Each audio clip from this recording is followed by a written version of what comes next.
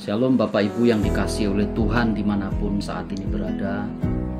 Renungan pada pagi hari ini terambil di dalam kitab Ayub 14 ayat 7. Karena bagi pohon masih ada harapan, apabila ditebang ia bertunas kembali dan tunasnya tidak berhenti tumbuh. Saya memberikan tema pengharapan Ayub hanya pada Tuhan. Ayat ini salah satu kalimat pengharapan Ayub di saat mengalami bermacam-macam persoalan hidup.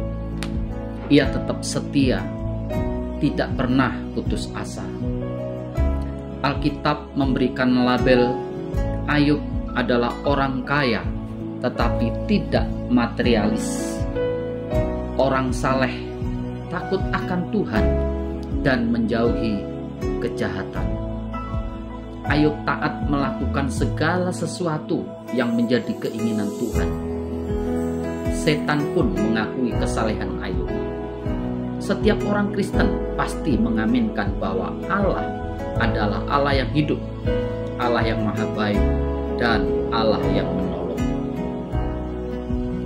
Dalam kitab Ayub kita melihat Allah yang maha baik, tetapi di sisi lain kita mendapati Allah sebagai sosok pribadi yang impersonal, pribadi yang dingin dan kejam. Sosok Allah seperti inilah yang disembah oleh Ayub dan kepadanya ia taat.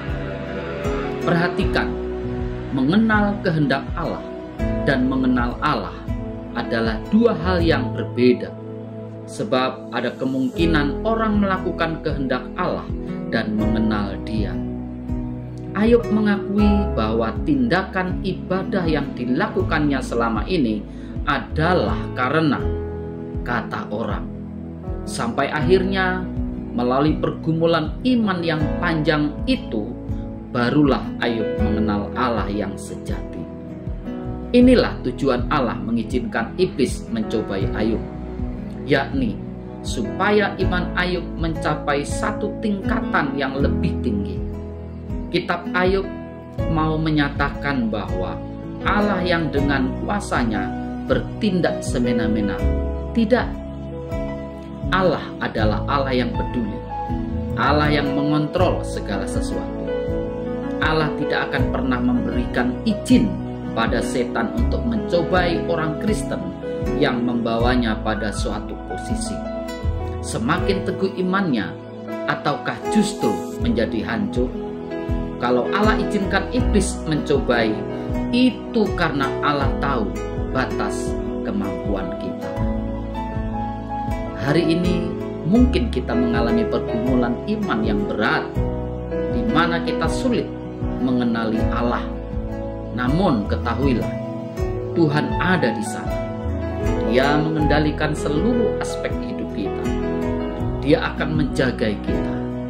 Sesungguhnya tidak perlu bagi kita mendapatkan jawaban dari Tuhan asal sudah bertemu dengan Tuhan.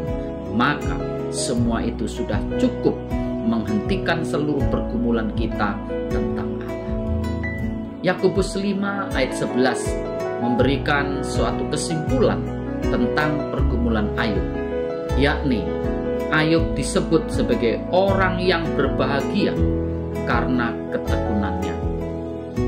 Allah telah memberikan peluang bagi Ayub untuk masuk dalam satu tingkatan iman yang lebih dalam, dan lebih dalam lagi adalah juga Allah yang sama yang akan memberikan peluang bagi kita untuk masuk dalam tingkatan iman yang lebih tinggi lagi.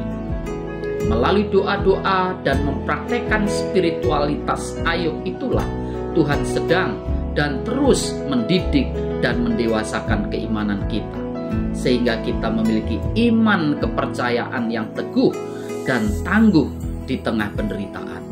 Kita tetap bisa mengalami dan merasakan kebahagiaan bersama Tuhan kapanpun, entah ketika sakit atau sehat, ketika kita berhasil atau ketika mengalami kegagalan maupun penderitaan.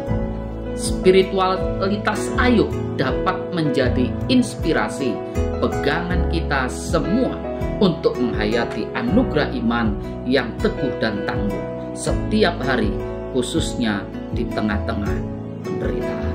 Tuhan Yesus memberkati.